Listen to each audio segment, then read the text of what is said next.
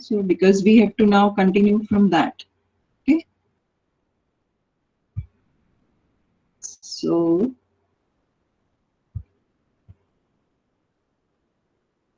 right. So we come back to the problem that we were trying, and we had reached a stage where we had evaluated all DIJs, and we had seen that one of the DIJ had turned out to be negative. So,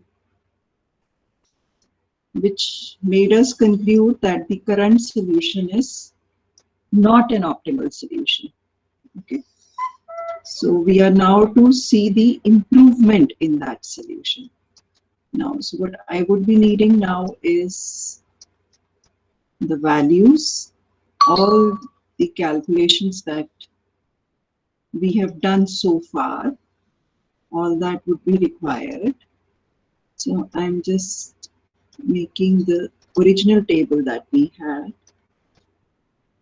AIs and BJs. So,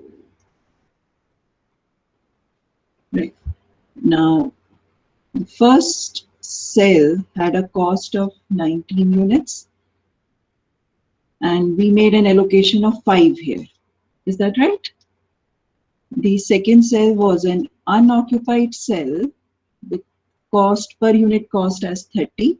And how much was the DIJ that we computed for it? That was plus 32, right? Now I'm writing everything here, okay? Similarly, for the next, this was the case, and you also have to write it here because then only we can proceed on, right? Then the last one was 10 with an allocation of 2. See that this is the reason why we are differentiating. I'm just for our own convenience, we are encircling the allocation so that we know that this is an allocation, and all other values, DIJs, I am writing with a plus or a negative sign if it occurs. Okay, so that's why I'm writing it like this. Then the second row, first cell had a per unit cost of 70 units with a DIJ of +1. The second was 30. Now this I think had a DIJ of -18. The next was 40 per unit cost with an allocation of 7. Next was 60 with an allocation of 2, and A2 was 9. Then S3 D1 had a per unit cost of 40 with a DIJ of +11. S3 D2 had a per unit cost of 8 with an allocation of 8. S3 D3 had a per unit cost of 70 with a DIJ +70. And the last one had a per unit cost 20 with an allocation of 10. This was 18. Now, are all the entries correct? Please cross check. Yeah. Are all the entries correct?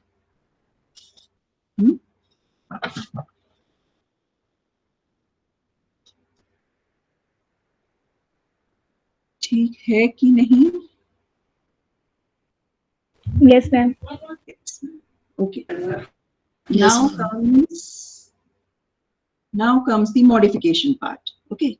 This is checking the optimality part. Okay. Till this stage is that we are just checking whether the solution is optimal or not, or have we reached optimality or not.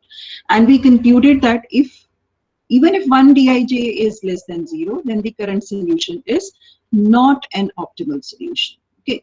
So we have reached this stage because we observe that -18 here is the one which is negative. So obviously this solution is not an optimal solution. Now we have to come to the second part. How to reallocate or how to distribute the allocations so that we get a next solution, which will be better than this solution. Will be optimal or not, that we need to check later on, as we have done in this case. Okay, but it's just that we'll get reallocations for that, right?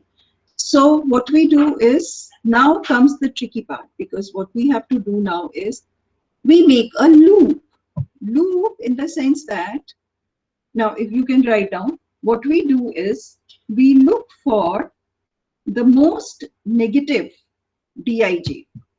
Okay, we hunt for, अब उसमें भी क्या होता है, in simplex method what happens, the most negative Zj minus Cj enters the basis, right? Similarly here, the most negative Zj minus Cj would enter the basis. So that, because in the background, whatever algorithm has been developed for transportation problems also, in the background simplex method is running. It's just that instead of running the simplex method as we normally do, it has been translated into another algorithm, okay, which we are using now, right? So there also the most negative Zj minus Cj enters the basis. Here also the most negative Zj minus, the most negative Dij would enter the basis, okay? So like in this problem, we only have one negative Dij. So obviously this cell is going to enter the basis now. So that means some allocation needs to be made for S2D2 that will improve the solutions. Okay. Now, once we have identified the unoccupied cell, which is going to enter the basis. So what we do is we start from this cell. Okay. Now listen to this very, very carefully. We start from this cell and we make a loop. Okay. A loop means some quadrilateral kind of a thing, rectangle, square, or any other shape with no crisscrosses in between, number one. Number two, except from the starting point, all other vertices of that loop would contain all the occupied cells. Okay. So what we are going to do here is, we are going to start from here, okay, which is an unoccupied cell. Now, when we are starting from here, that means we need to make some allocations. Okay. Now, when we need to make some allocations, that means we need to add something here. Okay. Now, we start from here and we come down. Now, the moment we come down, we observe that it's an occupied cell. So this can be the vertex of my loop, okay, of whatever rectangle I'm getting or whatever. Now, the next thing is, obviously, I can't go below this because there is no occupied, the table ends here. Okay, so what I do is I move to the right, okay, and I come here. This is also an occupied cell. Now, the thing is that if I add something here, I have to remove something from here because it's an occupied cell.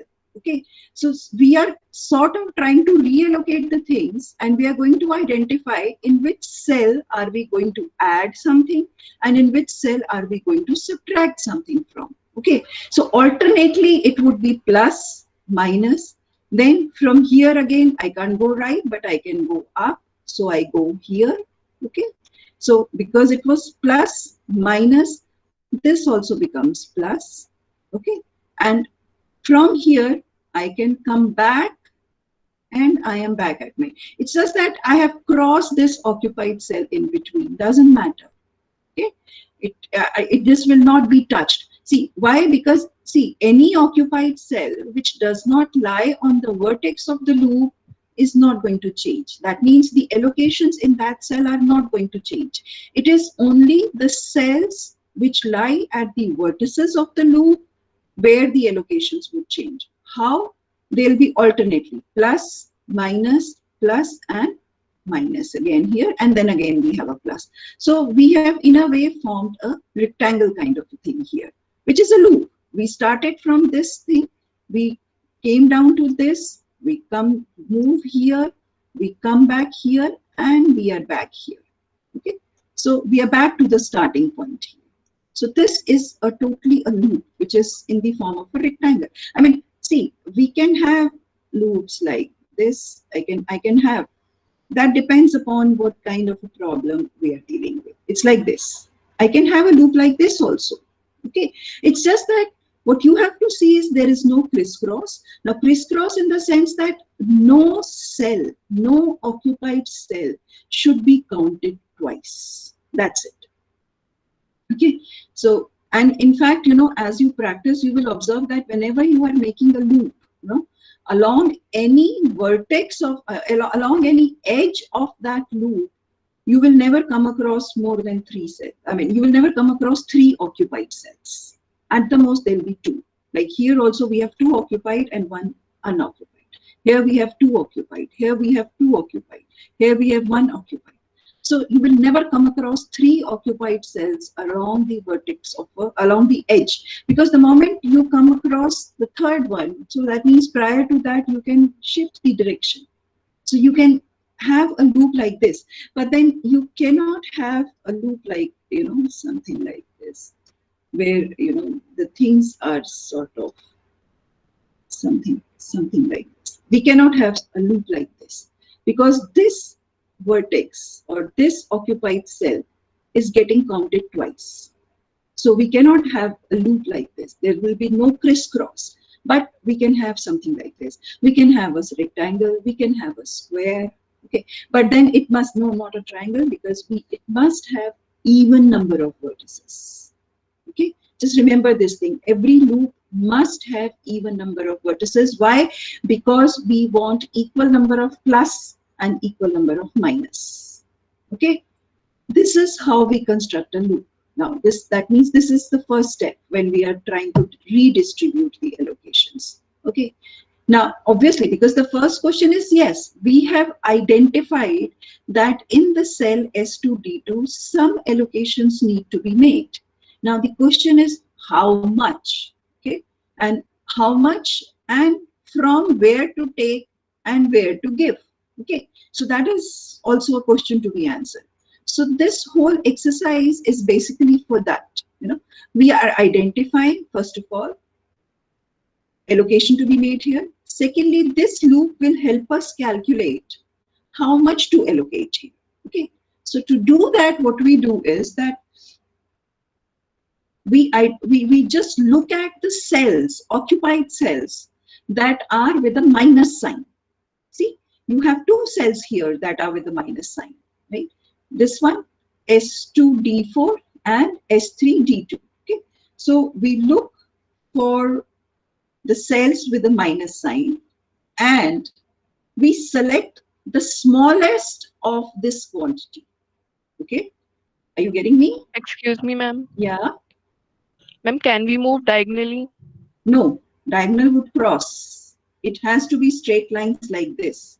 Diagonal would change the number of vertices. It would be like a triangle or something like that. It has to be horizontal or vertical. Okay. Ma'am, can you repeat how the signs are being considered? Alternately, we started with an unoccupied cell where we need to add. Okay, and then alternately we have completed the loop. We start the first unoccupied, assign a plus sign to it, and then alternately minus plus minus plus. Okay. Is that okay? See why? Because we have to balance out. So if we subtract something from here, we have to add the same here so that the total does not change. See, are you getting me? हाँ जी बोलो. Ma'am हमने 18 पे plus इसलिए किया है क्योंकि वो negative था पहले से. नहीं 18 पे प्लस इसलिए किया बिकॉज हमने आइडेंटिफाई करा the most negative DIJ, the non basic that has to enter the basic. अभी तक तो इसके पास कोई एलोकेशन ही नहीं था. इसको तो एलोकेशन देना शुरू करना है. Right, we have to start allocating from somewhere, right? So that means we have to first of all identify which variable enters the basis. How do we do that? The most negative Zj minus Cj. And what is the corresponding term to Zj minus Cj here? Dij. So that means the most negative Dij enters the basis. Now, in this particular problem, there was only one negative Dij. So obviously that will enter the basis. So that means if it enters the basis, तो इसको कुछ तो allocation देना पड़ेगा ना? Some value we have to give that. See, so far S2 was not supplying anything to D2. But we have identified that S2 must supply something to D2. Why? Because it is a potential basic variable, right? So how much to supply, that we have to calculate. So this is what we are trying to do. So that's why we assign a plus sign here, that we have to add some allocation here. So far it is 0. We have not allocated anything here, but we have to add something from here. But if we add something, we have to ensure that the total demand of D2 remains 8 and total supply of S2 remains 9. We cannot change that, right? So we can only redistribute. That's why we are again and again calling it as a modified distribution method. We are just modifying the distributions. We are not changing the total supplies. We are not changing the total demands. Now, because we have to add something and we don't want this 8 to change, definitely in this column, if you look at it, then there was this unoccupied cell, this was this occupied cell. So S3 was supplying 8 units to D2. Now, if S2 has to supply some units to D2, definitely S3 need not supply 8 because total demand of D2 is 8. So it has to be less than 8. So that's why we subtract something from here, right? Now, if we subtract something from here, the total availability with S3 was 18, out of which it was supplying 8 to D2 and 10 to D4. Now, if it supplies something less to D2, obviously it has to supply something more to D4. So we add here. So that is why we have alternate minus, plus, minus, and it automatically gets taken care of. Similarly here, if we add something to 10, we have to subtract something from here because the total demand of D4 cannot be less or cannot be more than 14. Is this clear now? Why we are assigning minus and plus alternately?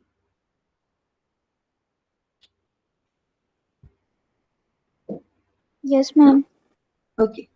Now, can we move on now? Yes, ma'am. Okay. So now once we have done this, now go back to your simplex method. If one variable enters the if non-basic enters the basis, some basic has to leave the basis, right? So that means out of these occupied cells, one has to go, right? And how did the departing variable was decided? Look for the minimum ratio. That was the criteria, right? So here, what we do is, out of the cells that have been assigned a negative sign, we look for the minimum value, right? So how much is the minimum value? 2. You have 2 cells, 2 occupied cells with a negative sign. So this 7 will not be considered because it is on the edge, not on the vertex. So this is not going to play any role here. The occupied cells that are going to play any role are S3D2, S3D4, and S2D4. Out of these, S3D4 is with a plus sign, so it is not going to be considered. So we have only 2 occupied cells with a negative sign, and the allocations that have been made in these cells are 8 and 2. So out of 8 and 2, which one is minimum? 2. So definitely that means 2 is the quantity which gets added in all the cells with a plus sign and gets subtracted from all the cells with a negative sign. Is it making sense? I'll use a different color now. So what we are going to do is we are going to add plus 2 here. That means the allocation here now becomes 2. So this becomes a basic cell now. Now, since this was with a Can you repeat again? Yeah, sure. See, I'm saying that we look at the allocations made in all the occupied cells with a negative sign. So we have, that means, first of all, we have to identify on the loop, which are on the loop, right? So we have to identify the occupied cells on the loop with a negative sign. How many of them are here in this case? 8 and 2. Two cells we have with allocations 8 and 2 respectively, right? We choose the minimum of it. Okay, just like we had the minimum ratio that will leave the basis. Similarly, here the minimum occupancy would leave the basis, right? Obviously, it makes sense. Why? Because 8 cannot. If I start subtracting 8 from 2, it will be a negative allocation, which is not possible. So to have a positive allocation, we look for the minimum allocation made in the cells which have been assigned a negative sign. In this case, it happens to be 2. So what we'll do is, we'll add 2 in all the cells with a plus sign and subtract 2 in all the cells with a negative sign. Okay, so we start from the first plus here.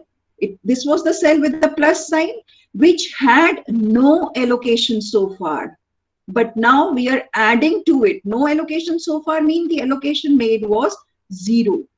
So we are adding 2 to it means it becomes 0 plus 2. So that means 2 units need to be allocated to this cell. That means second supply must give 2 units to the second demand. Okay, so S2 must supply 2 units to D2. Now come here. This cell was with a negative sign, and we have to subtract 2 from the cells which are with the negative sign. So 8 minus 2 means this will now supply 6 units. See, now no change. The total demand for D2 still remains 8. Okay. Similarly, this 10 was with a plus sign. So that means we have to add 2 to it. So that means the allocation to S3D4 now becomes 12. Okay, so now you can see again, no change in 18. It still adds up to 12 plus 6. Earlier it was 8 and 10. Now it's 12 and 6. That makes it 18. And when we are subtracting 2, that means this cell takes up the allocation 0. So that means S2 will not supply anything to D4. Okay, so that is why the total supply for S2 still remains 9. 2 here and 7 here. That does not get changed. So it is still 9. So your total supplies and demands that have been allocated, they remain the same. But we have reallocated the distributions. Okay, the number of units that each one of them was supplying to each other, they have been modified. See, no modifications in the supplies of S1 was required because it does not fall on the loop, right?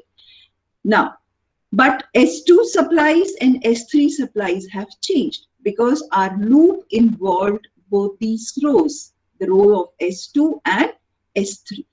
Okay, so now this is the redistribution that we have made. Now with this distributions, nothing has changed except for the basic cells. S2D4, which was earlier a basic cell, has now become non-basic, right? S2D2, which was earlier a non-basic cell, has now become basic.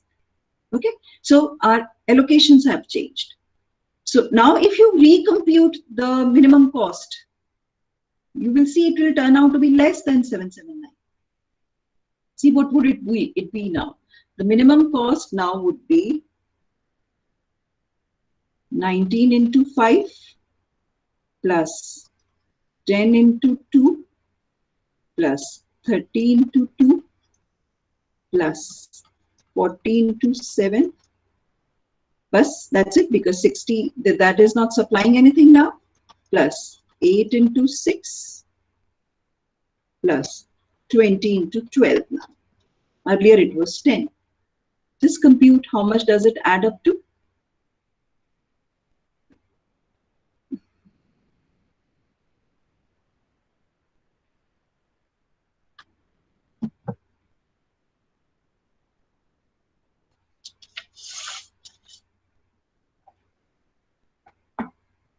Hmm? How much do they add up to?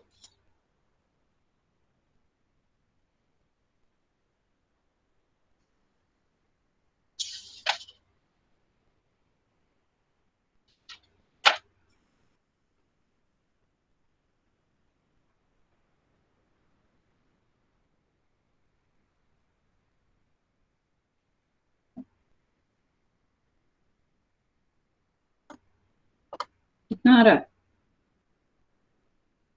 Ma'am, 743. 743. 43. Okay, I have not calculated. I'm just, yeah. It's 743. This has turned out to be 743. So isn't it less than 779? Earlier it was 779 when we use the vowels. Am I right or not? Yes, ma'am. Right. So that means the cost has further reduced. So definitely it's an improvement over the previous solution. So that means even Vogels did not give us the optimal solution. Though Vogels gave us a solution that was better than Northwest and least cost, but it was yet not the optimal. So for optimality, we had to redistribute even in Vogels, and we get this solution. Is this clear? Now, but then this is still not the end. Ma'am, Anji, can you once again explain how you have given these values 2, 6, 12? I said we choose the minimum of the allocations made in the cells that have been assigned a negative value. Okay, in this case, the negative value was assigned to the cells S2D4 and S3D2. On the loop I'm talking of. Because on the loop, we have assigned plus and minus. So that means, see, the purpose of assigning plus and minus signs on the loop is to identify in which cells allocations have to be added and in which cells allocations have to be subtracted. Okay. So obviously, we will add. Adding means what? We have to give. Now, we cannot give from random. We cannot pick from anywhere else and distribute. No. Why? Because we have a limitation that every source has a limited availability and every destination has a limited demand. Okay. We cannot change that sum total, right? So that means if we have to add something, we have to take from something. So that is why we identify the cells from where we take. So they have been identified with negative signs. So it's like we have put a mark on their cells, that we have marked them as negative कि यहाँ से लेना है. Then we have marked certain cells with positive कि यहाँ पे देना है, right? This we have identified. But now the next question is कितना देना है? Because जितना देना है उतना ही तो लेंगे ना, right? So for that what we do is we look for कि हम ज़्यादा से ज़्यादा कितना ले सकते हैं, right? Maximum, how much can we take from the cells that have been assigned the negative value? And for that, we just look at the cells that have been assigned the negative values, right? We look at all of them. Like in this case, we just had 2, 8, where the allocations were 8 and 2 respectively. So what we do? We choose the minimum. Right? Minimum was how much? Of 8 and 2, minimum is 2. So that means 2 is the minimum quantity, or 2 is the maximum quantity that can be added and subtracted, right? So in all the cells where we have allotted a plus sign, we add 2, and where we have allotted the negative sign, we subtract 2. That's it. So that is how we decide that because there was no allocation here, so no allocation means 0. So adding 2 would mean that we have to allocate 2 units now here. This cell had 8 units allocated already, but since it was with a negative sign, so we have to subtract 2 from here. Similarly, this was with a plus sign, so we have to add 2 here, This was with a negative sign, so we subtract. So 2 minus 2 leaves it with nothing. So that means basically S2D4 is your departing variable and S2D2 is your entering variable, just like we do it in the simplex method. It's exactly the same logic and the same maths also behind it. Okay, is this clear now? Because this is very, very tricky and this is very, very critical, because this is the ultimate step. You know, galti yahin pe hoga. Now, shall we move on then? Because I Yes, mean, yet, ma'am. this is not the end yet. We have obtained an improved solution. Whether it is optimal or not, that still needs to be tested. Because our basic variables have changed, so our UIs and VJs will change, and so our DIJs will change. So it's like, you know, it's like in one of the it's the situation similar to where in one of your simplex table you have identified your entering and departing variable, but then you have to make the next simplex table to test whether this is an optimal solution or not. So same step has to be repeated here. So that means our test for optimality has to be repeated. Okay, so that means we have to recompute our UIs, we have to recompute our VJs, we have to recompute our DIJs. Now, if all DIJs turn out to be more than 0, we'll conclude that this solution is the optimal and it cannot be improved further. Am I right? So that means we again redo some calculations. So we make another table. And now you will have to help me out because I will just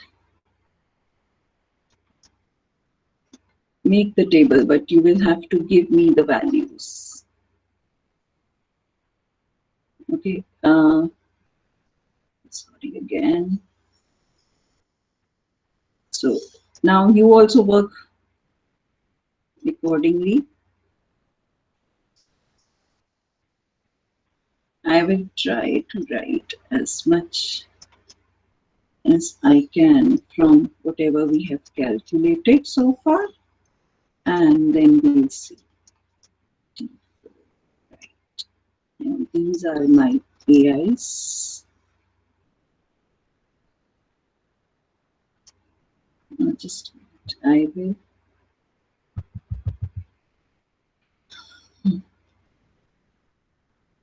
These are going to be my VJs now. Okay. Now let's start writing the values that we have with us. We'll make the allocations also simultaneously. No change in this allocation, so it will remain 5. Then it was 30. Now I won't write DIJ because I need to compute it now. Then this was an unoccupied cell with 50. Now this was an occupied cell with 2 units occupied, and this was 7. Then S2D1, it is an unoccupied cell.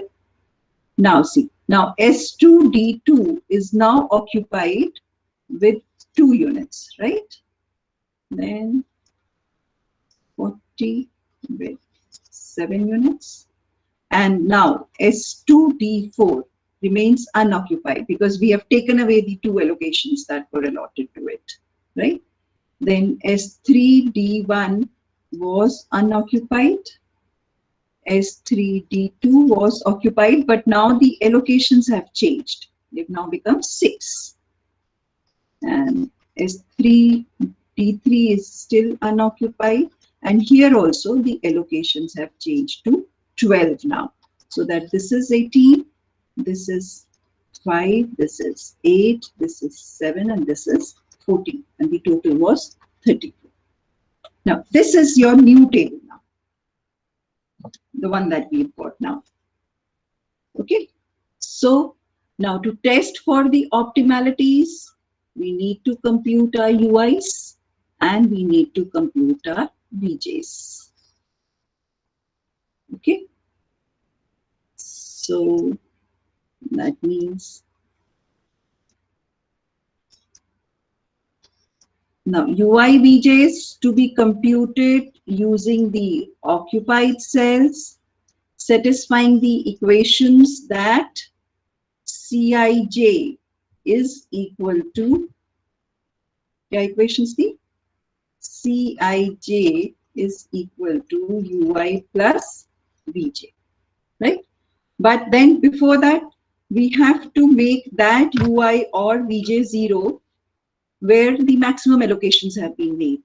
Now, in this case, now if you see, the first row has 2 allocations, the second row also has 2 allocations, third row also has 2 allocations. Same with columns. Okay, so we can allocate any to 0. It's not going to make any difference. So what I do is I put U1 as 0. Okay, now can you compute the others now? This will give me my V1, V2, V3 and V4. Now see here, U1 is 0. This is an occupied cell here. Okay, which one? S1, D1. So it's like C11 must be equal to U1 plus V1. Now my C11 is 19. And since U1 is 0, so my V1 must be 19. Is that okay? Similarly, look at this. S1D4. C14 is 10. And C14 must be equal to U1 plus V4. And because my U1 is 0, therefore my V4 is 10. Is that okay? Now come. See, the thing is that if you practice, you will realize. Now, where can V4 help me? V4 can help me here because this is an occupied cell in this column, right? Now, this is which cell? C3, D4. So that means which value is this 20? C34. So C34 must be equal to U3 plus V4. My V4 is already 10. So what should be my U3? 10. Now this U3 will help me here. Okay, so you just look at the table and you will get an idea, which value is going to help you where. So if you look at this, C32 must be equal to U3 plus V2. So C32 is 8. So 8 must be equal to 10. Definitely, what will be the value? Minus 2. Right? So since you have it here, now you can calculate the value here.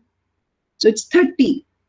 30 must be equal to minus 2 plus something. So what is that plus something? 32. Now once you have 32, now you can compute your V3. So V3 will turn out to be 32 plus 8, 40. Is this clear?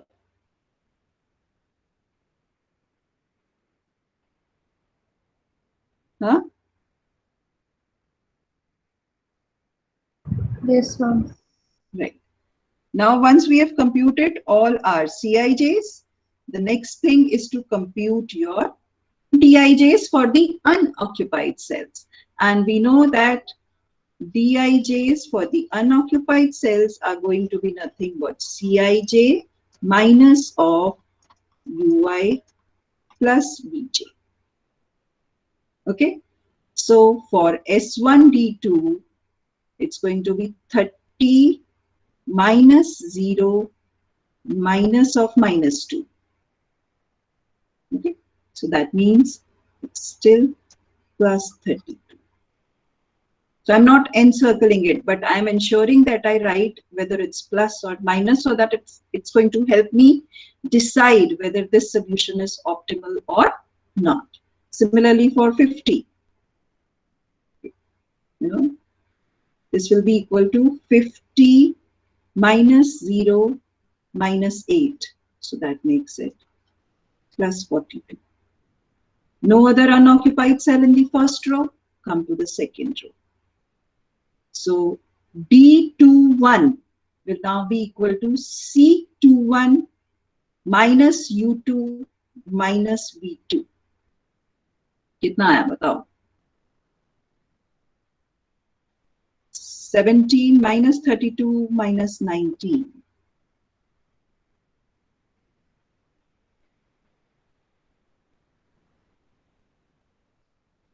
It is 19. 19. Plus 19, right? Now, the other two cells are occupied. We come to the next unoccupied in this row. Okay? So, it should be 60 minus 32 minus 10. So, that means 60 minus 42.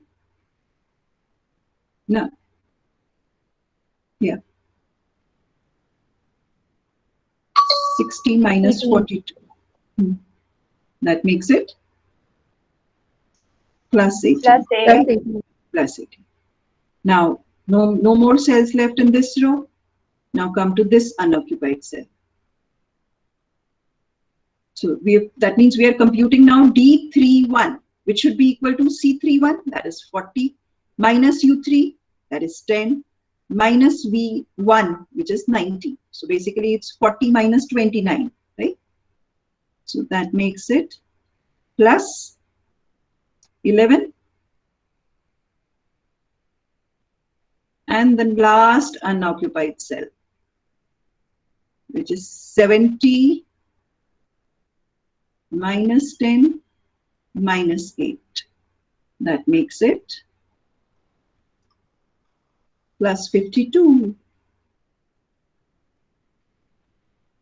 So it's like, thank God. So all Dijs are now more than 0. Right? So that means the current solution is optimal. Okay? So current solution is optimal means we will say that to write the answer, we'll say that the total cost, the minimum cost of transportation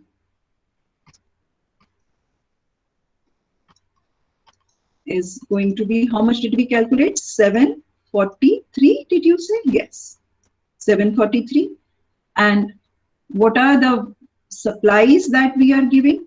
So we are giving S1 is supplying to D1 how much units? 5 units. Similarly, S1 is supplying to D4 how much units? 2 units, right? So this I'm writing, but then you can write it in words also. I'm just writing quickly like this. When you're writing the final answer, you can write in words as well. That means the next allocation would be S2 must supply to D2 how much units? 2 units. Then S2 supplies to D3 7 units. Then S3 supplies to D2 6 units, and S3 supplies to D4 12 units. Okay, so this is the optimal solution that we have obtained. Is this clear now? Okay.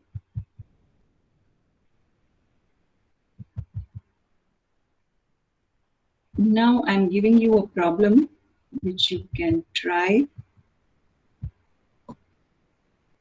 I have a situation where I have got 3 factories, F1, F2 and F3, where they are supplying, and I have got 3 warehouses, W1, W2 and W3, where the products can be stored. Okay, where the requirements are there. Okay. Now, the weekly supplies which each of the factory can give are 200, 160 and 90 units respectively.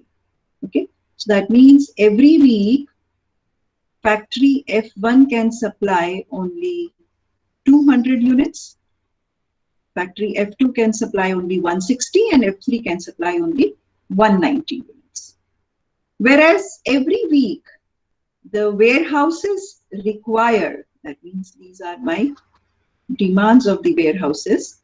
Every week, warehouse 1 requires 180 units, warehouse 2 requires 120 units, and warehouse 3 requires 150 units respectively.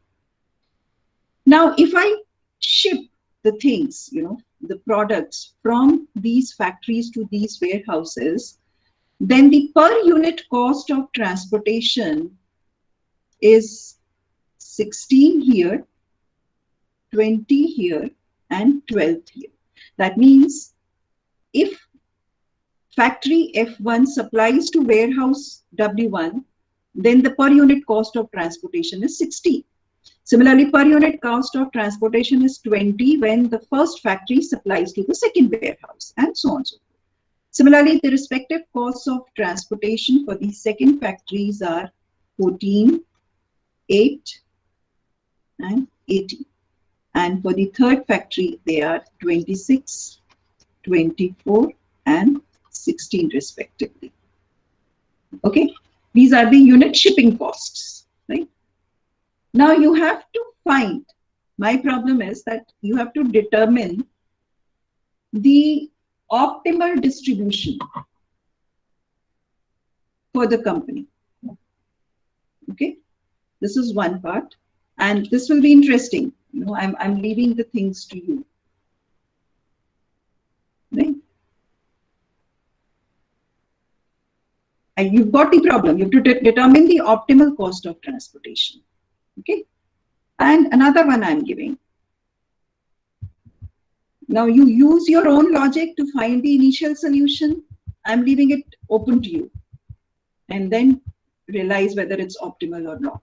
Okay, I'm leaving the things open to you. I give you another situation where I have, okay, let me write it here. I have 3 warehouses, A, B, and C, which are supplying the products to, we are supplying the products to, say, 4 different marketplaces. They are P, Q, R, and S. Okay.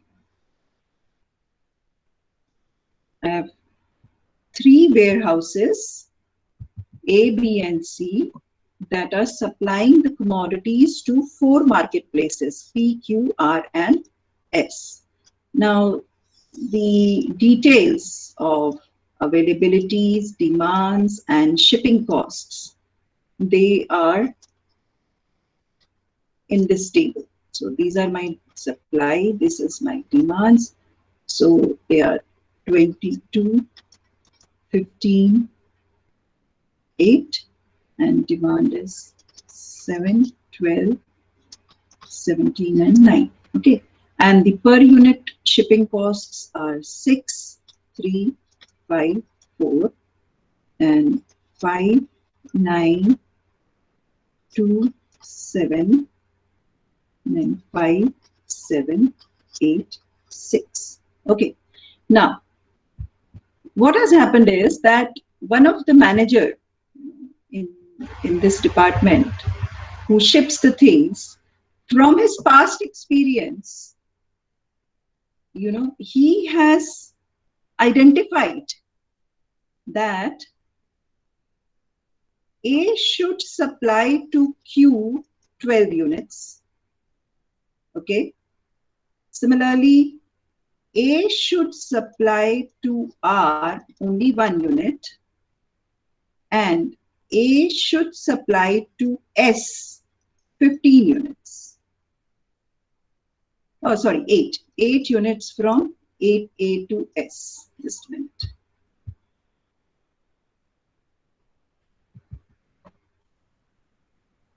Eight units from A to S. Then from B to R, we supply 15 units. From C to P, we supply 7 units. And from C to R, we supply 1 unit.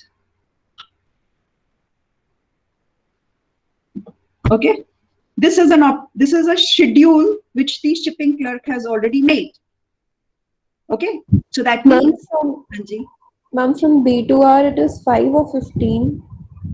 B to R is 15. I said 15 and I think I missed out by 1. Yeah. B to R is 15. Okay. So 6 allocations have already been made, right? Now, what was the order? M plus N is 7. So how many basic variables should there be? 6. And these 6 allocations have already been made. So it's like the allocations that have been made, they will serve as my initial basic solution. Okay. Now your problem is to test, check if this shipping clerk has the optimal schedule or not. If yes, we end. We compute the cost of transportation. If not, then compute the optimal schedule. Is the problem clear? Yes, ma'am. Yeah. Yes, ma'am. Yes, So ma'am. okay. So try these 2 problems, and the first one is very easy. The second one is also very easy. You will see the things for yourself, what is going to happen. Okay.